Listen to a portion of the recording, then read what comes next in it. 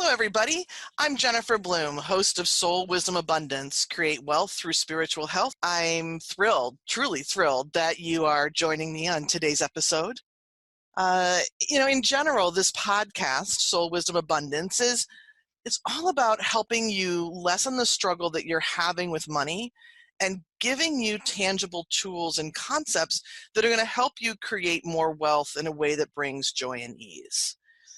In today's episode, I want to talk about a foundational concept of soul wisdom abundance. Now, when I work with clients, this is one of the concepts that they tell me completely changes the way they work with the money. It changes the way they view money, the way they handle it. Just overall, it changes the playing field for them, so to speak. And so that concept is all about money and relationship. Did you realize that you're in a relationship with money? As we dive more into the topic today, you're going to see that this relationship shares many different characteristics of the relationship that you have maybe with your best friend or with your mom or even your boss. And there's one important difference. In this conversation, we're going to talk about what that difference is and how to use it to your best advantage so that your money relationship yields abundance of all kinds. Ultimately, by the time we get to the end of the episode, we're going to talk about your personal and specific relationship with money. But I want to go general first. I want to address this underlying concept, which is that you are, in fact, actually in relationship with money. We're not usually taught this, right? It's not something you're going to hear if you're listening to the CNN Money Channel. You're not going to read about it in investment books. And when you're a kid, we're taught different things about money. When we're first learning about our money, we're learning that, hey, if I have some money, I can get a new pair of jeans, or maybe I can use money to get something at the grocery store that mom's not going to buy. It's going to help me go out and have fun with my friends. And then once you learn that part about money and you start bringing in money, you start to learn what to do with it. Am I going to spend it? Am I going to invest it? Am I going to save it in some other way? I remember as a kid learning from my parents about what percentages I should be saving from the money that I got from babysitting, my $3 or my $4. And I was supposed to take $1 into long-term savings and $1 into a shorter-term savings. And then I could maybe spend $1 of it. And I'm not sure where the other dollar went to anymore. But right, there was this formula around money. And those kinds of interactions with money taught me that money was kind of a commodity. It was an object. It was something that you could hold, you could trade, right? And these are usually the aspects of money that we are taught about. We're also taught that money is transactional, right? If I go and I give a class, then somebody's going to pay me money, right? There's a transaction there. So in the general lexicon of money, it's defined as an object or a commodity or transactional. Now, all of that is true. Money is used in all of those different ways. But the thing that those definitions leave out is something that's really important to our overarching way we handle money, the way that we are able to have money come into our bank account. So in addition to money being an object or a commodity or transactional, money is also relational, meaning we have a relationship with money. Okay, what does that mean? Well, let's start at the beginning. I went to the dictionary, just like any good speaker, right? Who's going to define something new. We took a look at the dictionary, and there's a couple of things that come up, right? A relationship is all about a connection or an association or an involvement.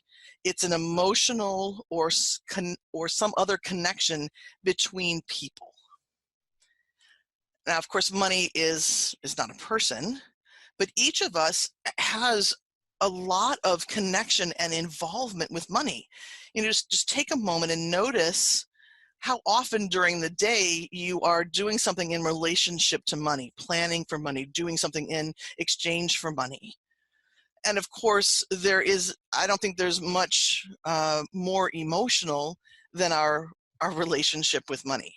Yes? So we want to take that and take a look then at the connection aspect, right? We have this relationship with money. We have a connection. Money is one physical form of divine energy. And when I use the word divine, it's because that's my name for that which is greater than us. For you, it might be something like God or goddess, nature, universe, source. So just feel free to substitute whatever word works best for you, okay? So again, money is one physical form of the divine, and we all have a connection with the divine. It may or may not be as present as you would like it to be, but you have a connection to the divine, since each of us, are unique strands of the divine. Okay, so you've got this direct connection with the divine, and you have a connection with all forms of the divine, including money as one of those forms. So your connection with the divine forms the basis of your personal and specific relationship with money. Money, of course, isn't a person, as we said, and that makes things a little bit different in a relationship than with another person. And that difference is really important.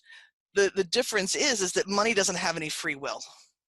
It's not contributing its will on your relationship, and that's good, right? It's not going to be passive aggressive. It's not going to yell at you. It's not going to create conditions or an ultimatum that you have to fulfill before you can have money.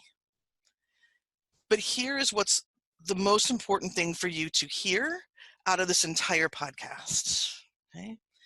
Money reflects what you put into the relationship, right? It doesn't have free will, but it reflects back however you decide to run your relationship with money. You are completely in charge of the relationship. Okay, it's without free will, money's going to do whatever you ask it, whether it's meeting your goals or not. Money responds to your expectation. So you get to create a relationship that is personal and specific to your desires. No two people are going to have the same relationship, and yours should work specifically for you. And we're going to talk more about how to do that throughout the episode, okay? And it's important to talk about because we're not always conscious or clear about how we're running our relationship with money. And that's not a big surprise, mostly because you probably didn't realize you were in relationship with money. It's hard to be conscious about something you didn't know about. But also for a variety of reasons, we tend to run our money from pattern rather than intention. We tend to run our money from a place of disconnection instead of conscious connection. And so we accidentally use other people's ideas about money rather than ours. So to have a money relationship that works the way you want it to, you need to do several things. Okay, you've got to get clear about what you don't like that's in your relationship so you can let it go. And then you need to get clear about what you do want so that you can amplify it. The clearer you can get about what you're putting into your relationship with money, the more conscious you can become in your relationship. And the more conscious you can become in your relationship, the more ease and flow you have. So for the remainder of the episode, I really want to dedicate the time to getting clear about your money relationship. So let's finish up this particular segment of the show with a really quick exercise that's going to help you start to learn about your own money relationship. So if you're someplace where it's safe to do so, I'm going to invite you to close your eyes. And in your mind's eye, I want you to imagine that you're sitting on a really comfy couch. And on the other side of the couch, you're going to invite money to come and sit with you.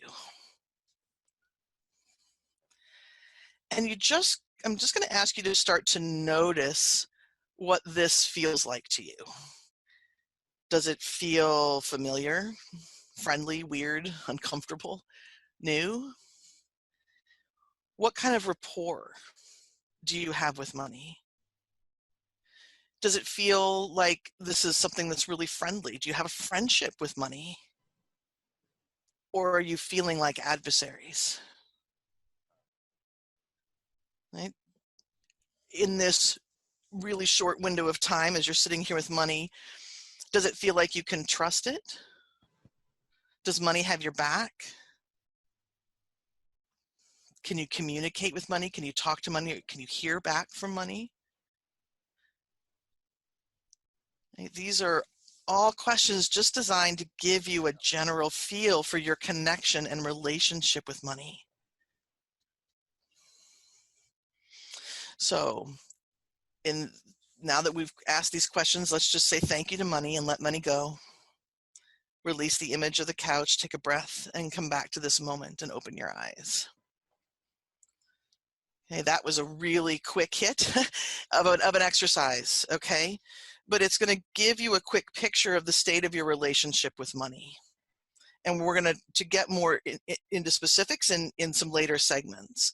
And we're going to do some more exercises to help you recognize what you've put into your relationship with money, what you want to let go of, and what you want to amplify. And this is all for the sake of having a money relationship that supports you in creating money in a brand new way, right? This is what is most important to walk away with, as I said. Money is under your control. You are the one who is influencing it. You are the one who is in the driver's seat with money. And that's what we're going to take some time to be able to tease apart in our upcoming segments. So for now, you're listening to Soul Wisdom Abundance with Jennifer Bloom. We're going to take a quick break. And when we come back, we're going to talk about getting clearer and cleaner in your money relationship. So stay tuned and we'll be right back.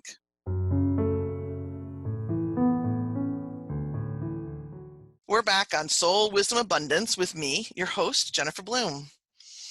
In the first part of this podcast, I've been sharing with you about how not only can you think about money as an object, and by object I mean, think about a pile of money that you can hold, you can spend, you can save, you can literally have your hands on. And not only can you think of it as transactional, meaning like I go to the grocery store, I fill my cart and trade what's in my cart for $100 of my hard-earned cash. But most importantly, and what's not really talked about, is that it's also relational. Okay, and relational meaning that you have a direct connection with money and you're in relationship with money. And we finished up that last segment with you getting just the beginning sense of your money relationship. So from this point on, we're now going to get clearer about your current relationship, because the clearer you get, the more you can know about what you might want to change so that you can have more of what you want out of your relationship. Okay? So remember, money's going to reflect back what you're putting into your relationship. So the clearer that you can become about what you want in your money relationship, the more you're going to like what's being reflected back to you and what's being reflected back in your bank account. So to start this process of getting cleaner and clearer about your money relationship, I actually want to start at the end and work our way backwards. Meaning, let's look at what you want as the result of your money relationship and then see what that means about, how you might want to tweak your relationship a little bit. Okay? So I'm going to ask you two questions. And those two questions are, you don't have to worry about answering them yet. We'll set it up here in a second. But the two questions I want to ask you are these. Number one, what do I want from my money relationship? And then number two, when I get what I want, what does that mean about me? And what you're going to find are these questions are going to give you a lot of information about what you've already set up into your money relationship, whether you're aware of it or not. All right. So go ahead and close your eyes if you're in a place where it's safe to do that. Take a couple of deep breaths. Imagine that you can bring your awareness down from your mind and bring it down into your heart center. Don't worry about how, just ask to do that. And then connect with your soul, either through your personal soul language team, if you know those, or simply ask divine intelligence to create a conscious connection between you and your soul. And then you're going to ask those two questions. So first of all, you're going to ask, what do I want from my money relationship?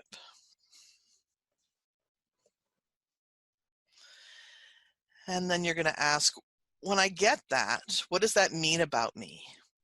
Or you might actually want to ask it in the flipped away round, and from a negative point of view, which might be more revealing, honestly. So you could ask it as, if I don't get what I want, what does that mean about me? Now you might want to take some more time after the episode to get some more information, but for now, let's talk through some of what you might have heard and how to create some more clarity for yourself. So that first question was, what do I want from my money relationship? And of course, there are so many different ways to answer this question. And, usually I'll hear from clients, they'll come back to me with a number, or with goals in general. So for example, I want to have X thousands of dollars in my bank account.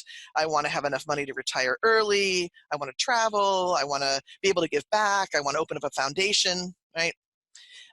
Those are all different examples, and those are all really good data points. It creates a very good beginning foundation, and it gets you starting to think from your perspective, right? We want your personal and specific relationship, but it also leaves a lot to fill in. So let's talk about what else you might want to fill in to really have a juicy relationship here. Okay, so let's start with a category that I'm going to call, let's call it emotions, all right? And the question is, how do you want your relationship to feel?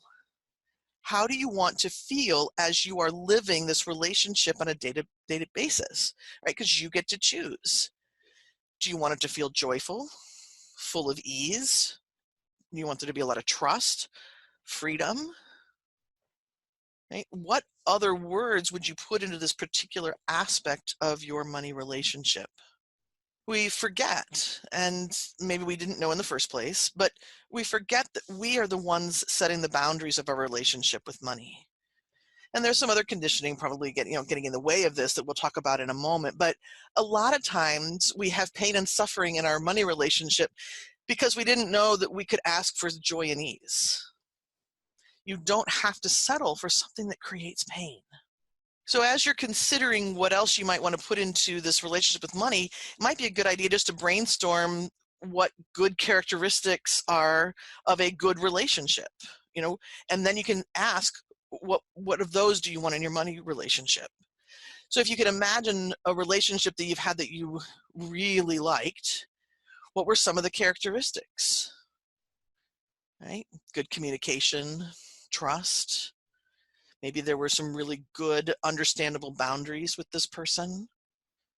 It was a lot of fun. Maybe a lot of give and take, right? It wasn't just one-sided.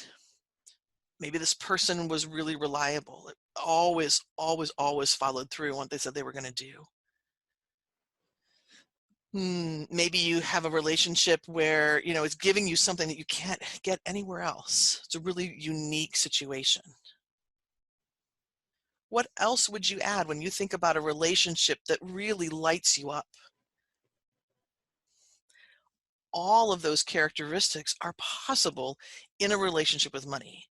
And of course, it might look a little bit different than in a relationship with a person, but you get to decide what you want to add. Okay? So you might just take down a few notes.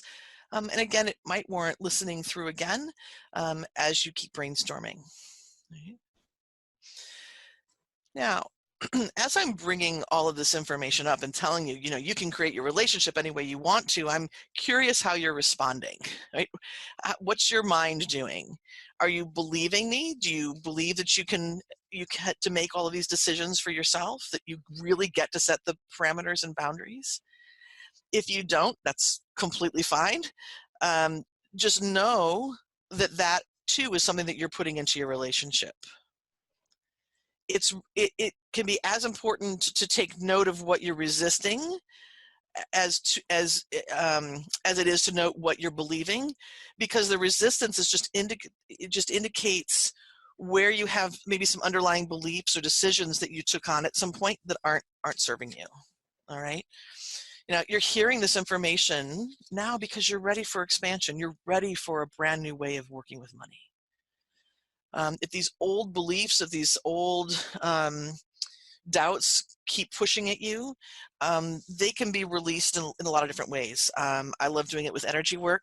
I personally use EFT, or other people call it tapping. It's part of my Soul Abundance Focus sessions.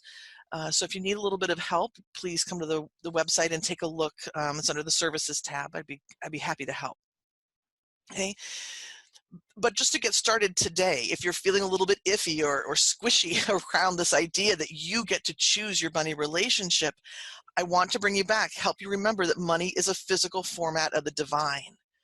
Okay, it reflects back your connection. And why does it do that? Right? Remember that the divine is essentially this large, so large it's like beyond comprehension, formless form, and its basis is love. And as you impress your desires into it with your feelings and thoughts, it responds, and it has to, because it's law. Okay, so let's move forward to the second question. All right, the second question was about, what does it mean when I achieve the kind of money flow that I want? And again, we could ask that in the opposite. What happens if I don't get what I want? Right? This question might have a little bit more hidden beliefs that pop to the surface as you look at the question. But what I want to say about that is there are a lot of different responses. A lot of times I'll hear from people, well, if I don't get what I want, then it means that my value isn't what I thought it was, right? We tend to attach the amount of money we're making to our intrinsic value. And intellectually, you might be able to say, yeah, no, I don't really believe that. But if you're not making the kind of money that you anticipated, or you have a family member or a friend making more, or you've been unemployed, or you're working your butt off at your job and you haven't gotten a raise, how does that make you feel about your value? Okay, this is definitely a bigger conversation to have, but it's important to note. All right. Now, another thing that I hear from people, that is important around knowing what's going on if you make the money that you want to make, or you don't make the money that you don't want to make, is even somebody without a specific religious home or training will say to me, if I get the money, it means I've done something right. It means that God is approving what I'm doing. Another variation of that I hear is, if I have the money that I've asked for, I've jumped through the correct hoops. I've suffered enough. I've sacrificed enough. I've earned it. And it's just like, ugh, so many rules. We put so many rules on ourselves. And these rules come from a lot of different sources. Okay, and we're going to talk about what to do about that in our next segment. All right, don't get overwhelmed if you're sort of hearing a lot of things about what you need to do in order to create money. Okay, awareness is a key first step, and that's what we're doing here. Okay, so really notice what it is that you like and what you don't like about what's in your relationship. Right, and remember, always remember, you get to choose. And we'll start our next segment with an exercise to help you start choosing. Right. I'm Jennifer Bloom, and you're listening to Soul Wisdom Abundance, Create Wealth Through Spiritual Health. When we come back, I'm going to share an exercise with you about helping you learn who you should kick out of your money relationship. So stay tuned, and we'll be right back.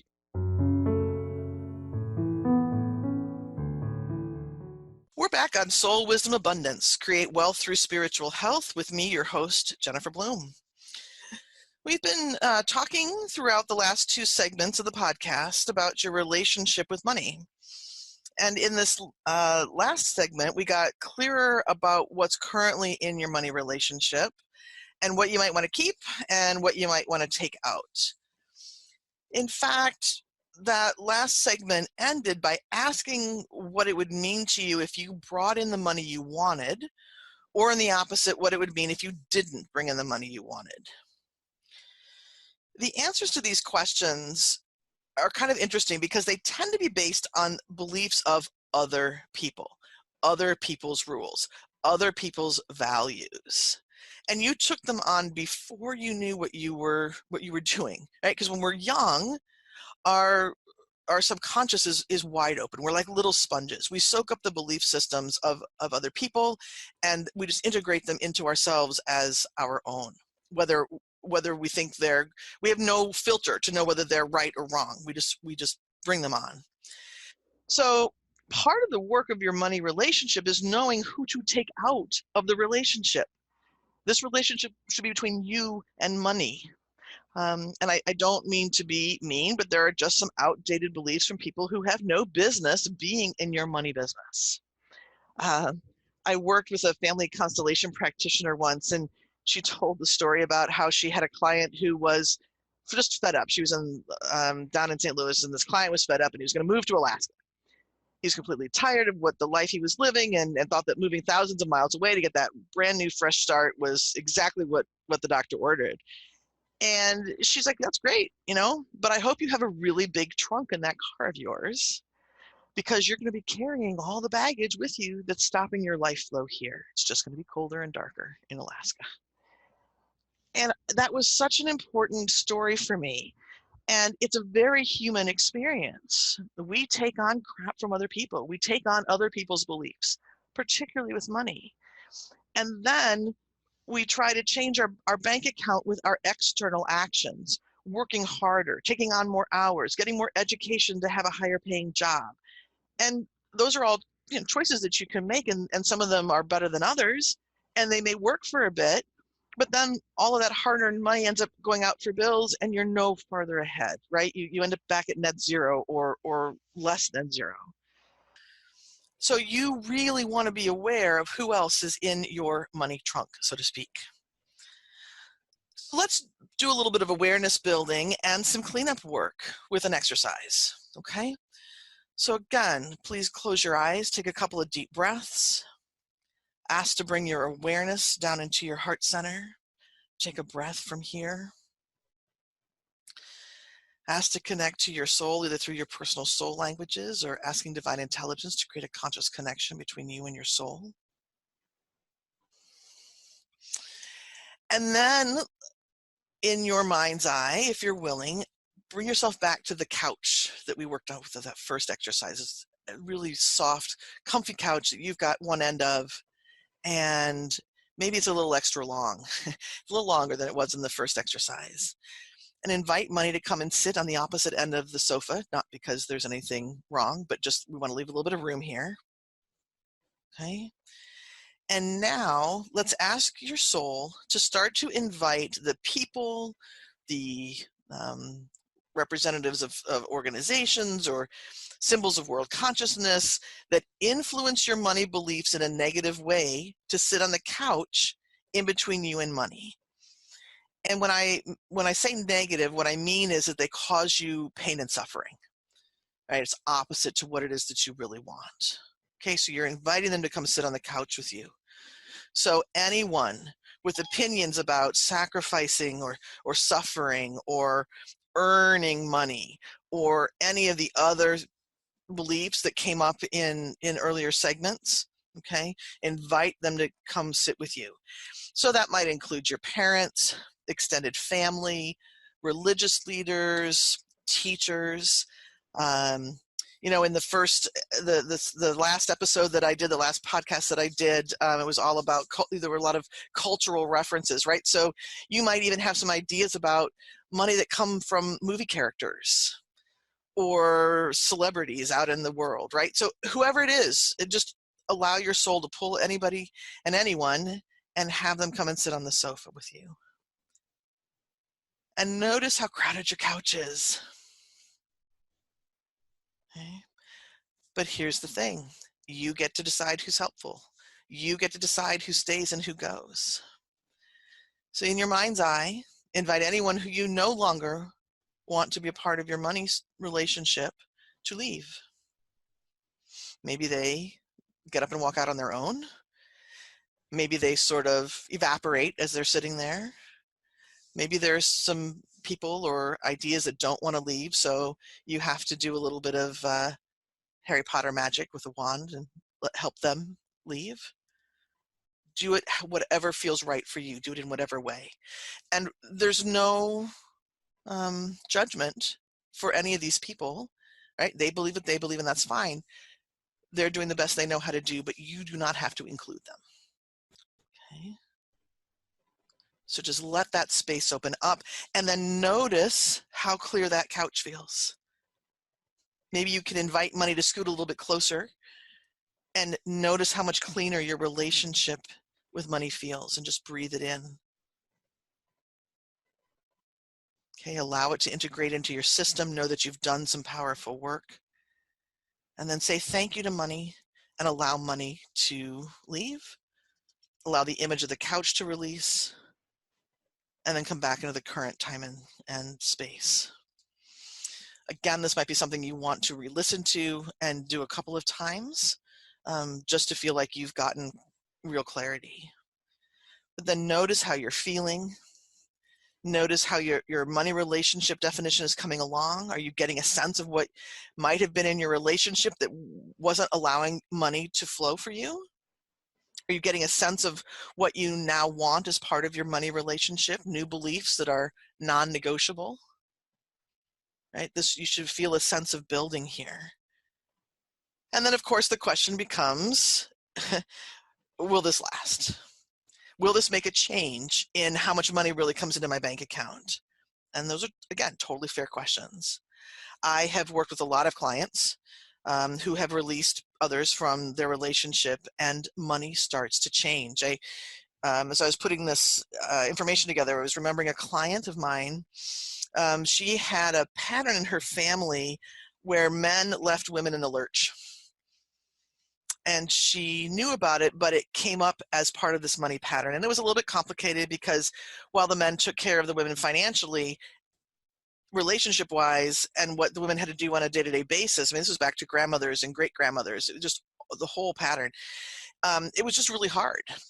So she had a complicated relationship with money that was sort of kind of wanting to have it, but kind of wanting to push it away.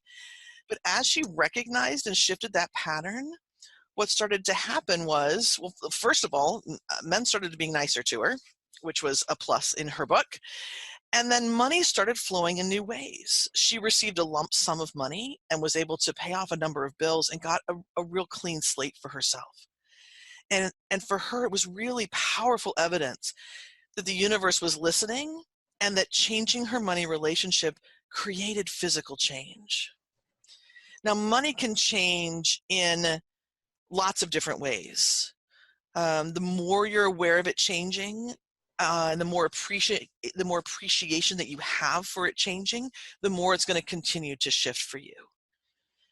So you could watch for money coming in greater amounts, like a bonus check or the lump sum, like my client. It could change by having inspiration about what to offer to the world, right? Something that's going to, in quotes, sell. Money can change by maybe stopping some of the money leaks, like if you have extra bills or fees, maybe you're able to switch to a lower interest rate credit card for a while, right?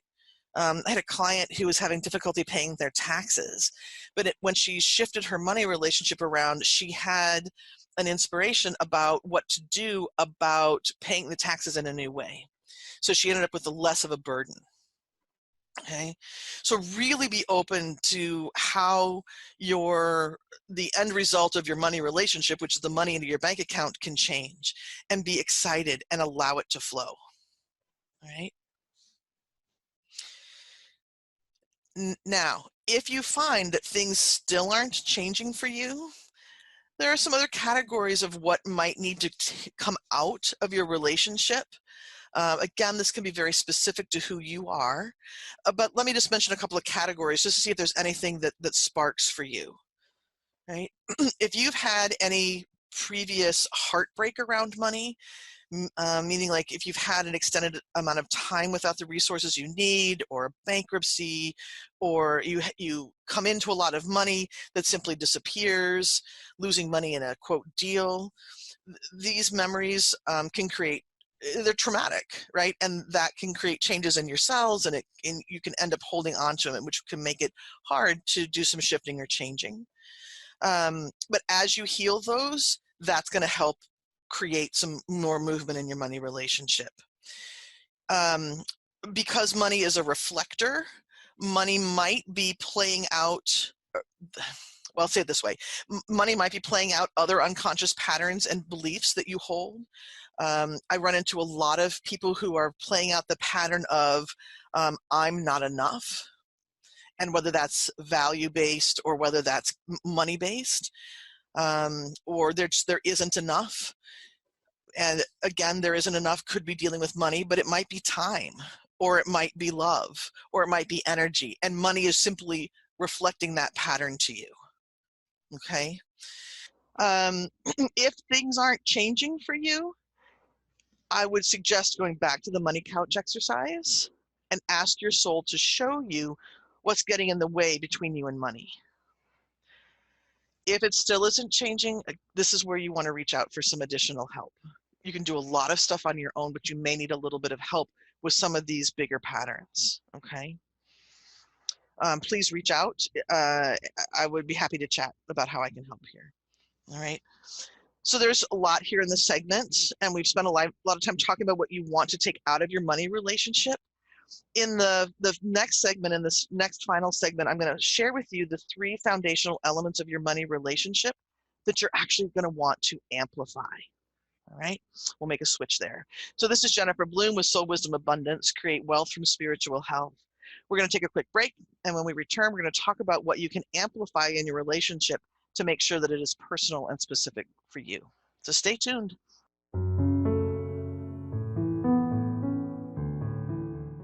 Welcome back to Soul Wisdom Abundance with me, your host, Jennifer Bloom. All right, to start this final segment of our show today, I want to come back to something I mentioned at the beginning of the podcast. I talked about how your money relationship is personal and specific to you.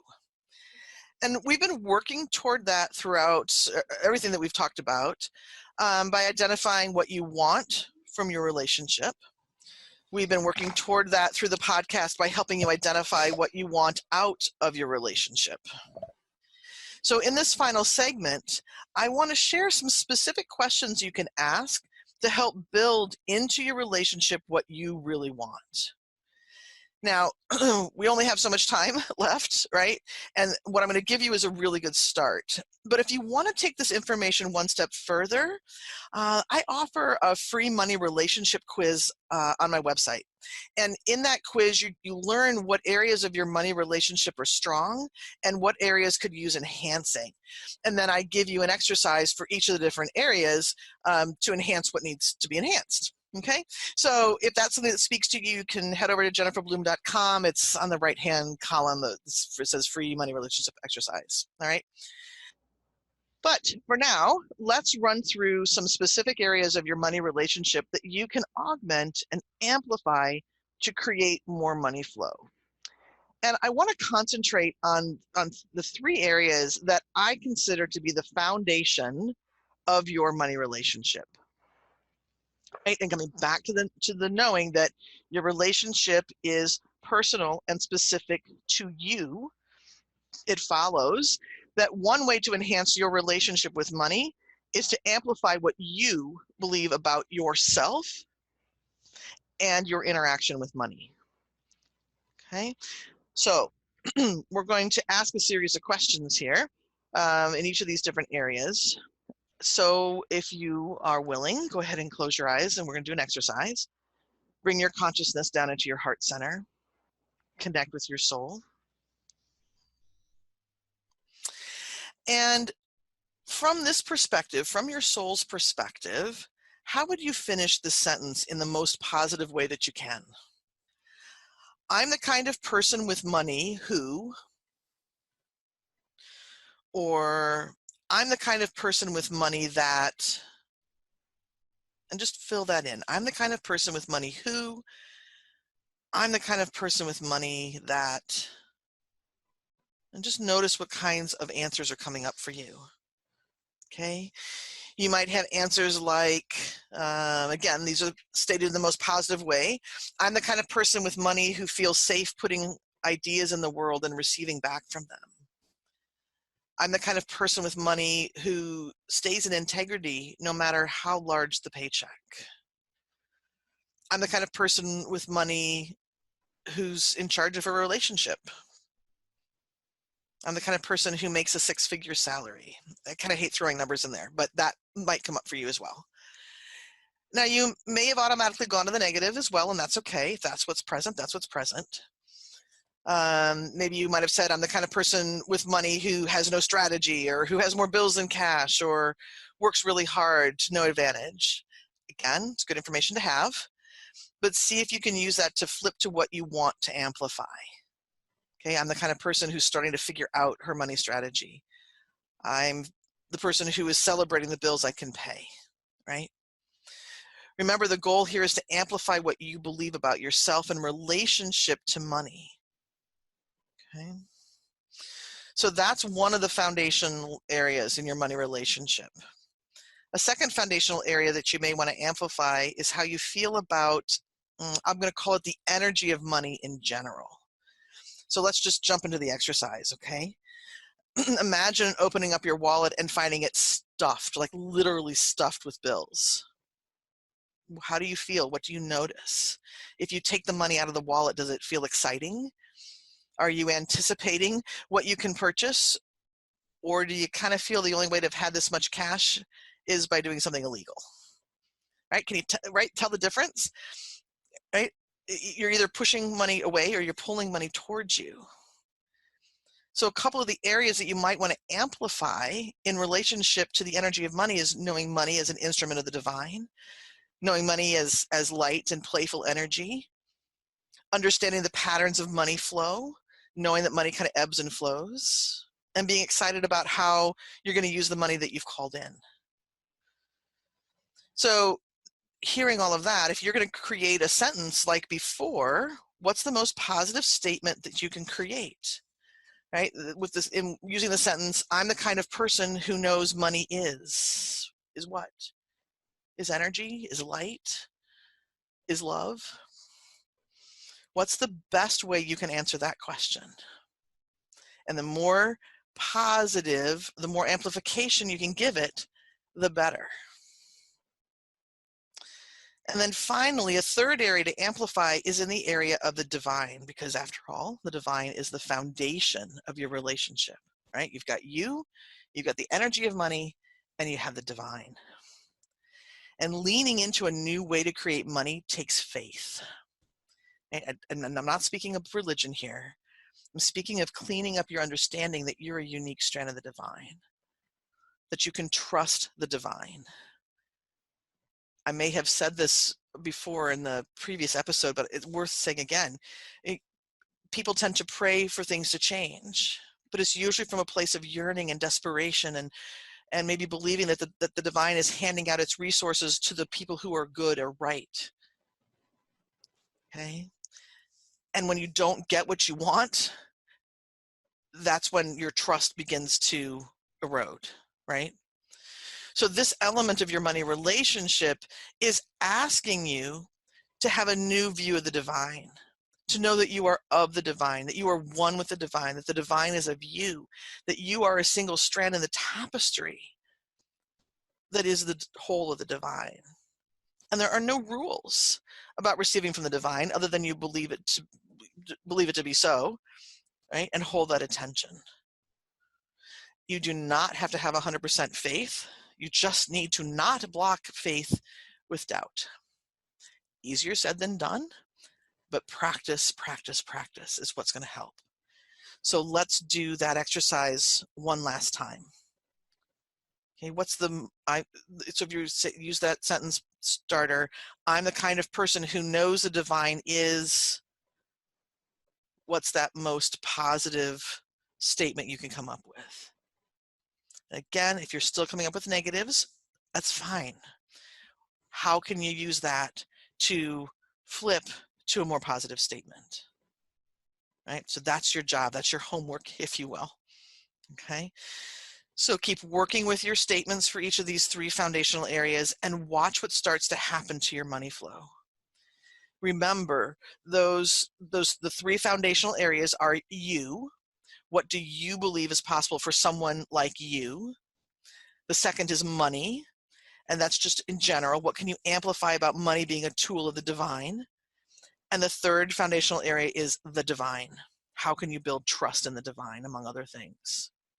Right? And if you want assistance with the how of amplifying the 3 elements, remember you've got that free relationship quiz. You can take it at jenniferbloom.com, and it's going to help give you more information. All right? So let's pause and take a breath. There was a lot of information here. And I'm just going to invite you to keep working towards creating a deeper, more meaningful, more satisfying relationship with money. This podcast has been full of ideas about what to release and what to amplify. And just remember, this relationship is going to be the governor of how money flows to you. When you spend time working on your relationship, you open yourself up to receiving money in ways you've never even imagined, and with a level of joy and ease that is brand new. And I can't wait to hear how it goes for you. So thank you all for tuning in to Soul Wisdom Abundance. Please join me every first and third Friday at 12 Eastern, 11 Central, and 9 Pacific.